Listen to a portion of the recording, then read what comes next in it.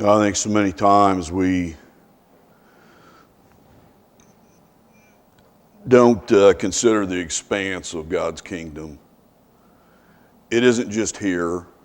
It isn't just in this town, but his expanse is within the whole world.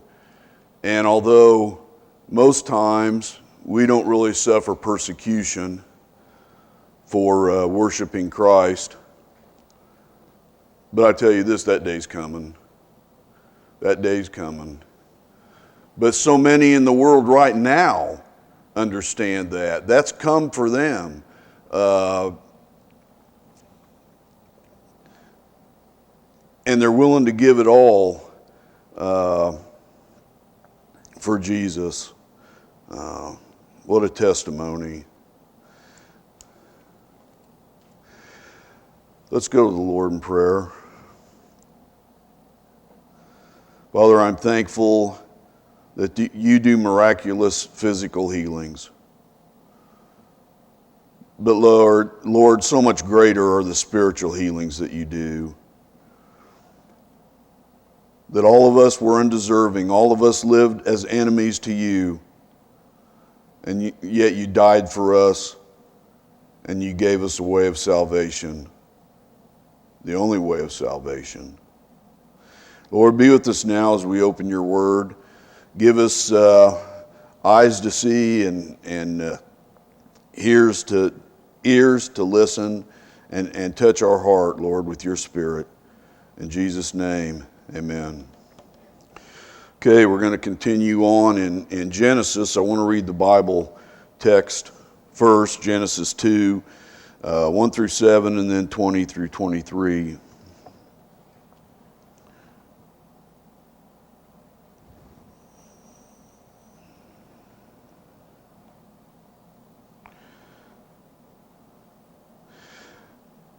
Thus the heavens and the earth were completed in all their vast array.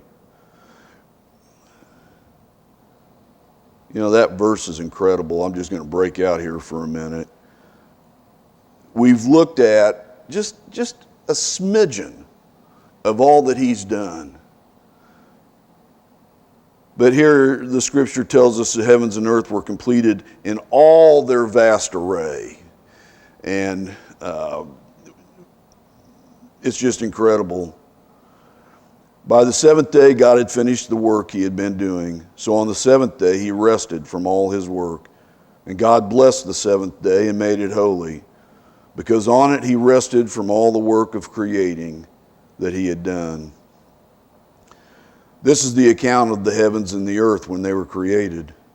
And the Lord made the earth and the heavens, and no shrub of the field had yet appeared on the earth, and no plant of the field had yet sprung up, for the Lord of God had not sent rain on the earth, and there was no man to work the ground.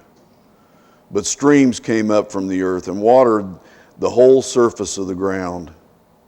The Lord God formed the man from the dust of the ground and breathed into his nostrils the breath of life, and the man became a living being. If we jump on down to verse 20. So the man gave names to all the livestock, the birds of the air, and all the beasts of the field. But for Adam no suitable helper was found.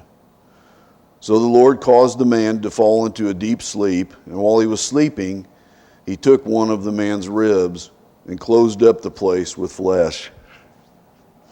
Then the Lord made a woman from the rib he had taken out of the man, and he brought her to the man.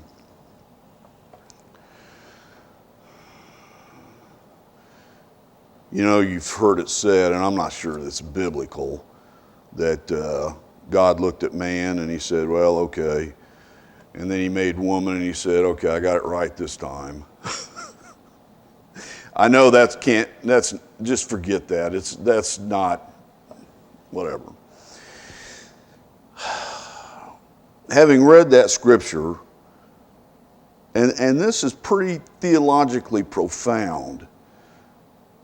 Having read that scripture, did Adam or Eve have a belly button or a navel? No? I hear emphatically no's, and that would be correct. Because I believe we have an answer to that, and it's no, Adam didn't, neither did Eve. Why, you ask? I knew you were asking. Because your belly button, or tummy button as it's sometimes called, is a sign that you were once attached to your mother. You depended on that lifeline, the umbilical cord, for your nourishment from her body as you developed inside her. But our first parents, Adam and Eve, didn't develop that way. I believe that God would not have planted on them a false indication that they had developed in the mother's womb. When God created Adam and Eve in mature form, the day they were created,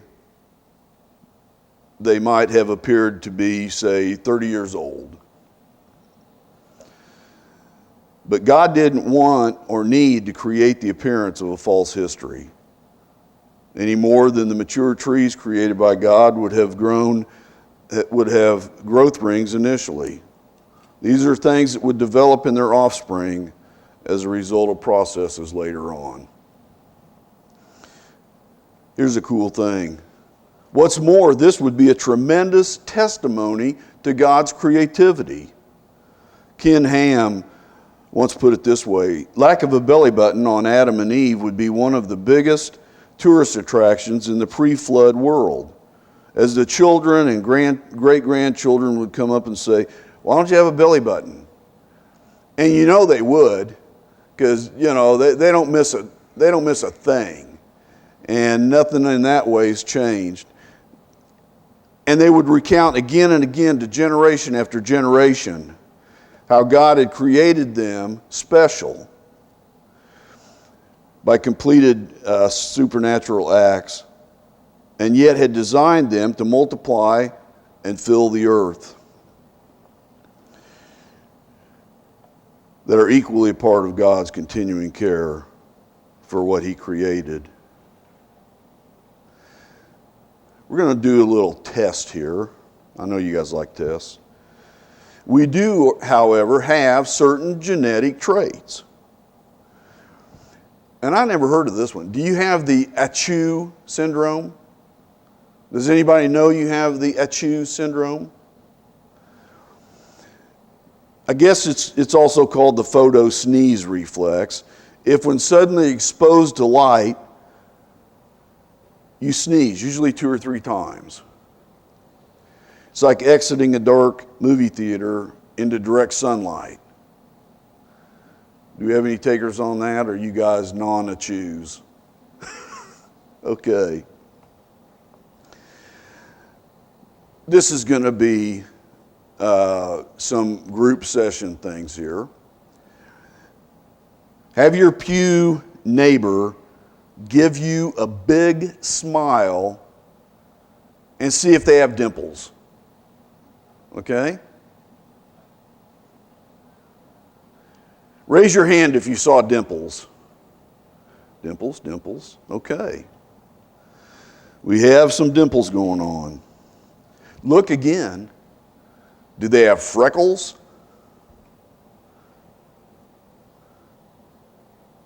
Not really seeing any freckles.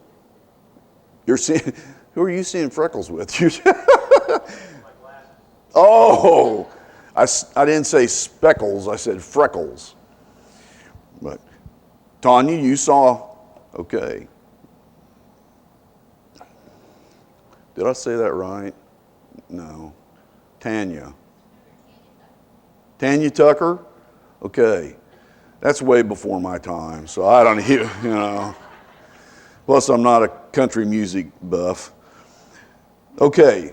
You saw, what was you supposed to see? Freckles. Yeah. Now, it's dominant over no freckles to have freckles. We did this last week, but it was kind of a unscientific deal. We're going to get scientific today. Again, look at your neighbor. Do they have attached or detached earlobes? How many attached? Okay. How many detached? Okay. All right, now it's scientific. We did this too, and this is just fun to try to see somebody try to do it if they can't do it. Now, we already know that Shelby can do it. The ability to roll the tongue into a U-shaped trough. Who can roll their tongue?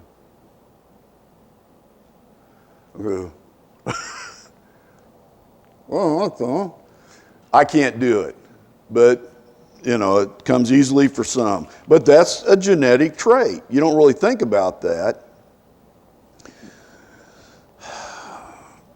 You have a cleft chin like Cary Grant or John Travolta? Any cleft chins out there? You got a cleft chin?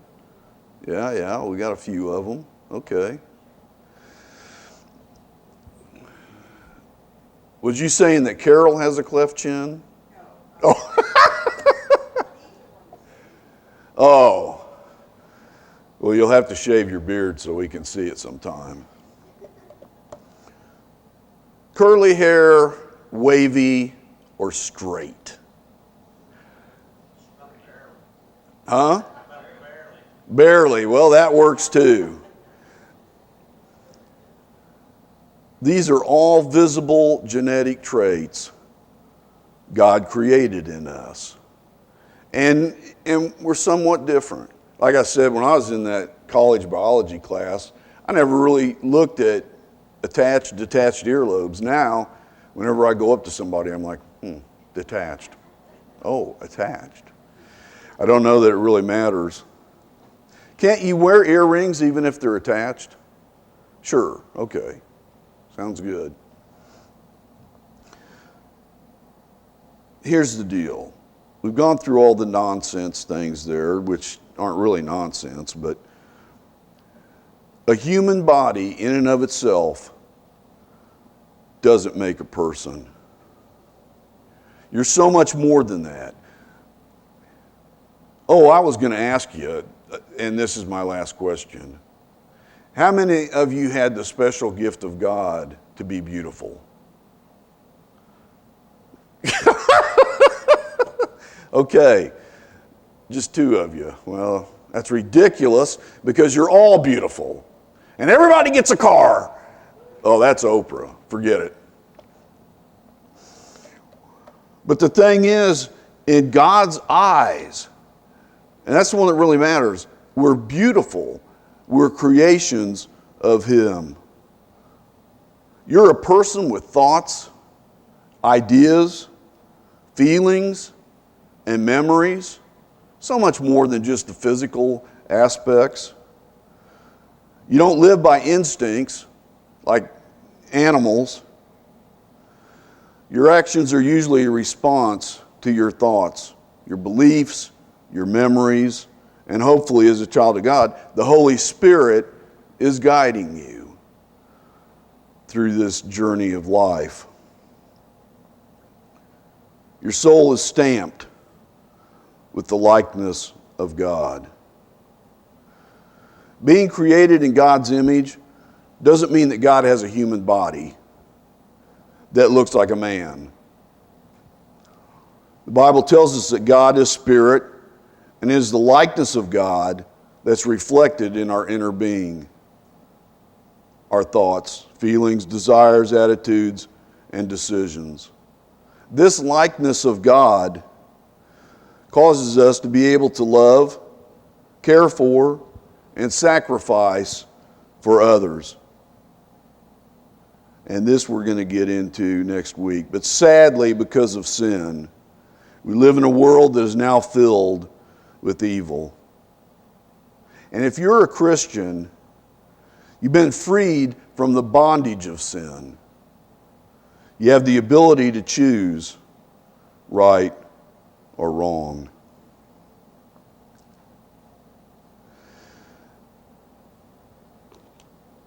God gave us some other traits. I said plural, but it's really a trait. It's not Oh, I'll take a little bit of this, I'll take a little bit of that. Give me a little dab of patience, give me a little of this. But in Galatians chapter 5, verse 22, it says, but the fruit, singular, but the fruit of the Spirit is love, joy, peace, patience, kindness, goodness, faithfulness, gentleness, and self-control. Against such things there is no law. He's put his stamp on us. And we have that trait that comes only from God to be all those things. We're created by God, not evolved from monkeys. And I just want to make that clear because there's a huge population that has this whole evolution thing. They've even got a little chart. Here's a monkey, blah, blah, blah, blah, blah. Here's all the stages, and then it becomes a man. Now, I know women would say, well, you guys are still monkeys, but that would be wrong. But there's no evidence. See, this is where, to me, it takes more faith to buy in to things that are incorrect than to have faith and buy into what Jesus says, what the Bible teaches. Because in their little graph, they show a monkey and they end up with a man, but there's no evidence of anything in between. None. Zero. So I'm going to have faith in that process that's wrong, but it takes more faith for that than it does to have faith in God.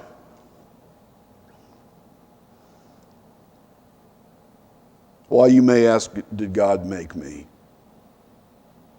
I think that's a legitimate question. Why did God make me? Psalm 139 tells us he knew us from before we were born.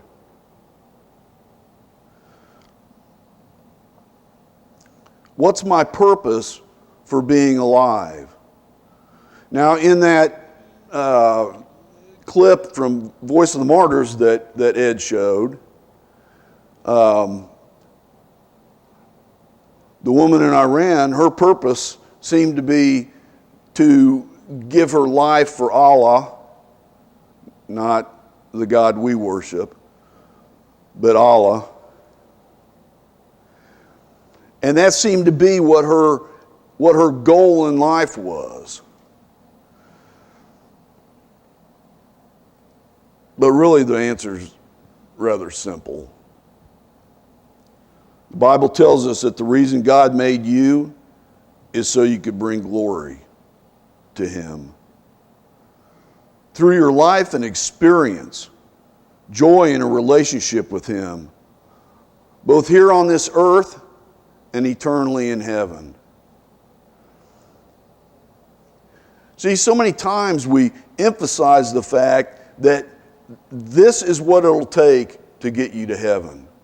Much as she said, she was taught that she had to kill a Christian, and that's an automatic get you into heaven thing. But the life of a believer isn't just about where am I going to go when I die, but it's about how am I going to live while I'm here. What's going to make my life?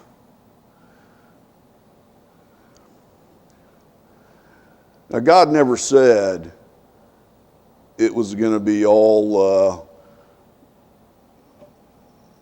no problems, no issues, no anything.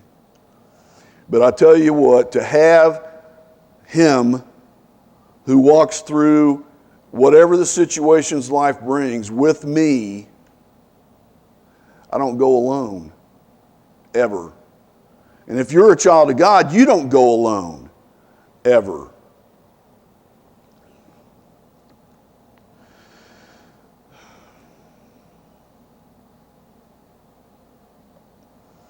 So it's a relationship with him here and then on. See, that's why I can easily say, for me, it's going to be life into life.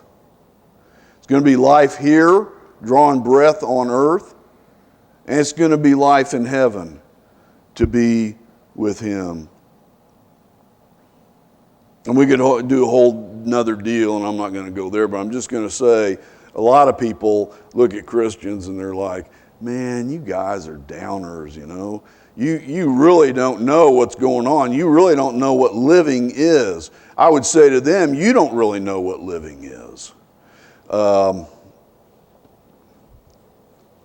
think I told you we had a Bible study back in the day at our house, and this lady came and she had accepted Christ, and she was just really eager to be in the Word, but her husband wasn't so eager. And his thing was, you guys just don't know how to have fun. You know, you just mopey, go around, you know, and all that stuff. So I told him, I said, you come one time, and you'll find out that I'm the craziest dude in the kingdom of God. I don't know that that's true, but I am pretty nuts. And I said, we have fun. Man, we have fun in the right way. We don't need things to bring us to fun. We enjoy each other, and we just have a good time. And so, amazingly, he showed up one time.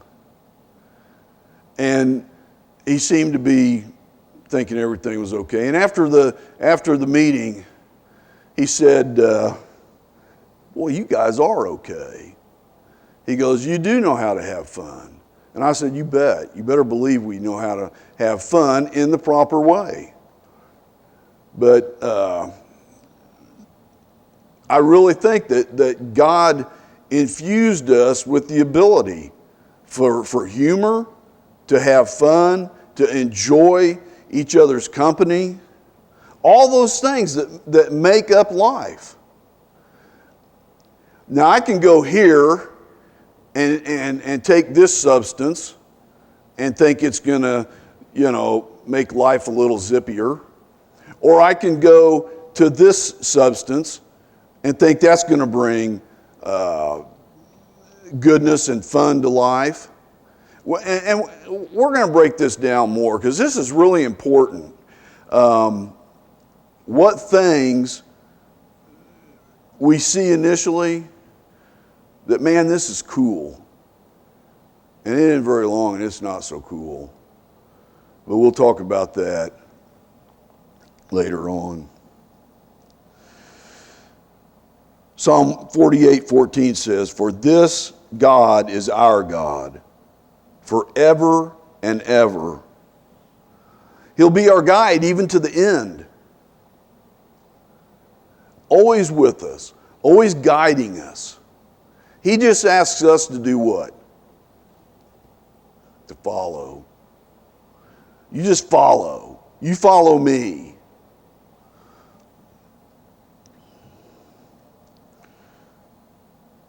I don't know if you guys have ever seen these Japanese beetles.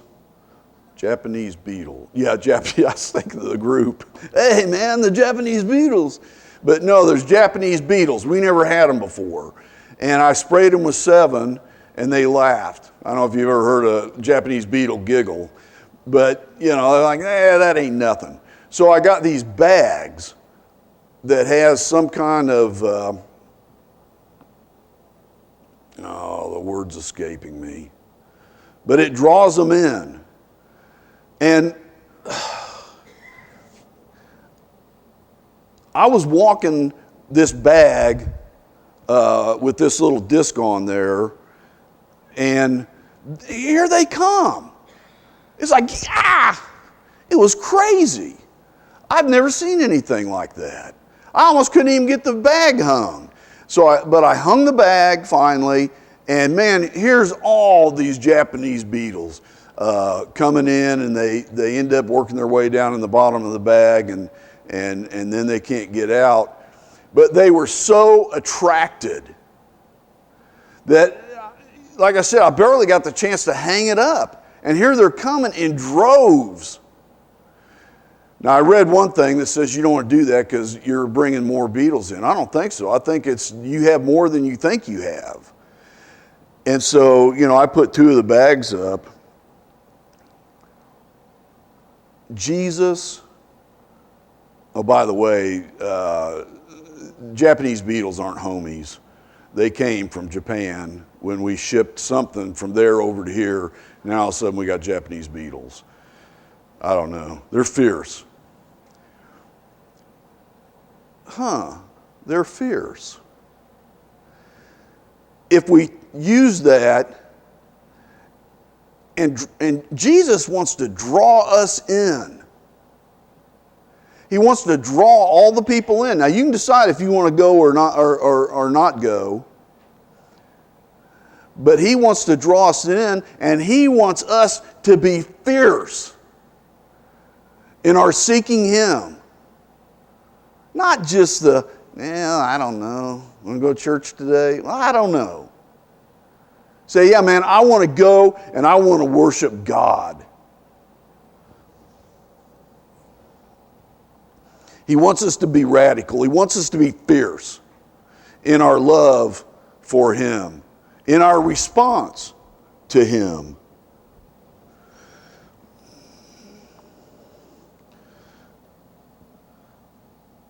He's going to lead us to do the right thing.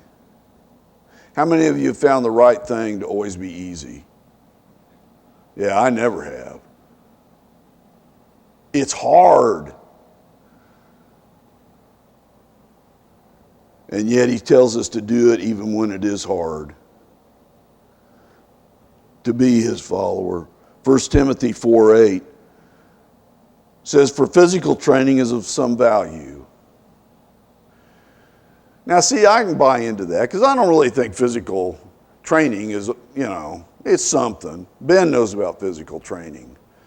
And so I just rely on him. He works out for me, It's like I'll hire the grandkids to run, and I'll watch them, and it's like I'm running with them, but I'm not really. For physical training is of some value, but godliness has value for all things, holding promise for both the present life and the life to come. I tell you what, as we've looked with God in such creativity, it has to be one of those, you ain't seen nothing yet, but it's coming. To go to heaven and see the expanses in a greater way than we can even do here of all that God has made. I think it's going to knock our heavenly socks off. Oscar Wilde is quoted as saying, and I like this, every saint has a past. True? But every sinner has a future. We all know what it's like to sin against God. There's not anybody in here. Christ was the only one that was 100% sinless. We all know what sin is. We all understand. My sin may not be your sin. It doesn't matter. Sin's sin.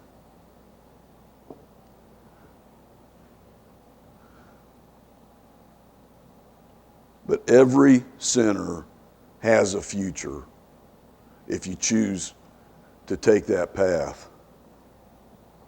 Romans 3:23 says, for all have sinned and fall short of the glory of God, and are justified freely by his grace through the redemption that came by Christ Jesus.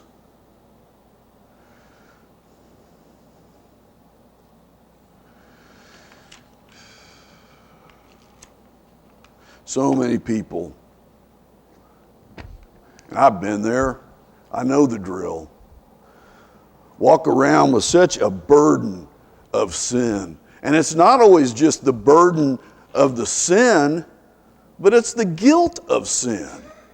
That's why I like where the psalm says, you know, he'll take away our sin, but he'll also take away the guilt of sin. Because the devil will try to hammer that down on you.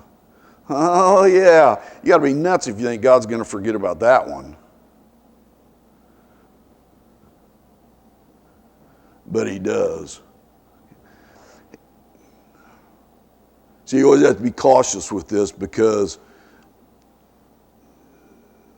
sin can be incorrectly like a revolving door. You know, we're going around, we're doing the same thing. God, forgive me. We get back in the revolving door, run around, God, forgive me. But we're not seeking forgiveness. We don't do anything with that.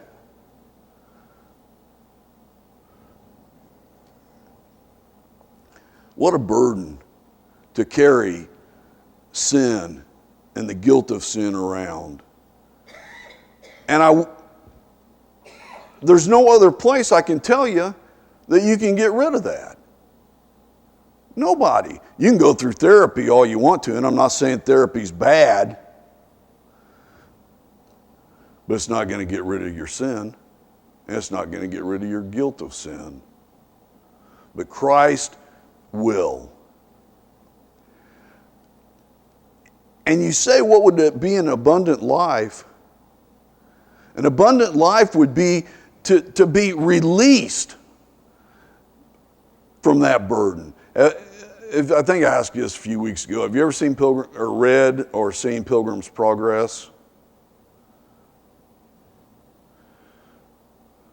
Okay, I'll take that as a no. Well, we got a yes here. Okay. But Christian goes around and he's got this big burden, and he can't hardly, you know, it's just about to weigh him down. And then he comes to the one that can release that burden. All of a sudden that burden goes down the hill. And he stands a little straighter. And he's not burdened down with that baggage of sin.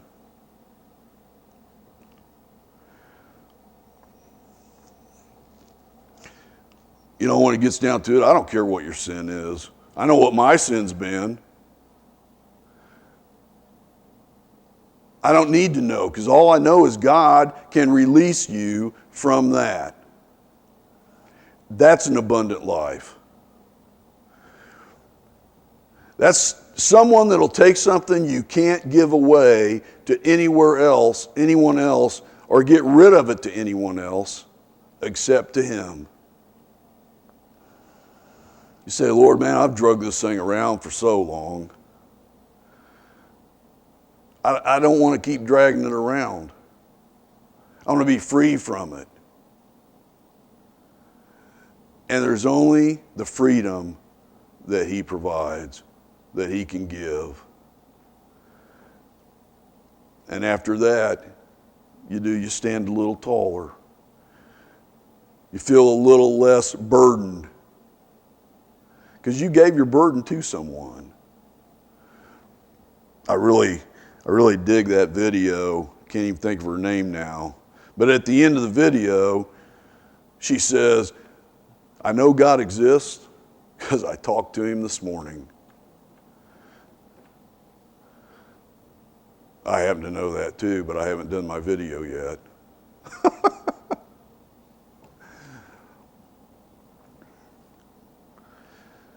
We're going to move in next week to the rise and the fall of man, basically humanity. And there's some interesting things there. I think there's some things that we need to key on and have understanding of as we move on after the creation. We're going to have an invitation. It's just an invitation that says, if God's spoken to you, then we respond. You're going to make a decision one way or the other. for Christ. You're either going to accept him here or you will have rejected him. There's no middle of the road. There's no standing on the fence. You're either seeking him and finding him, or you just say, no, thank you very much. I'll have none of that.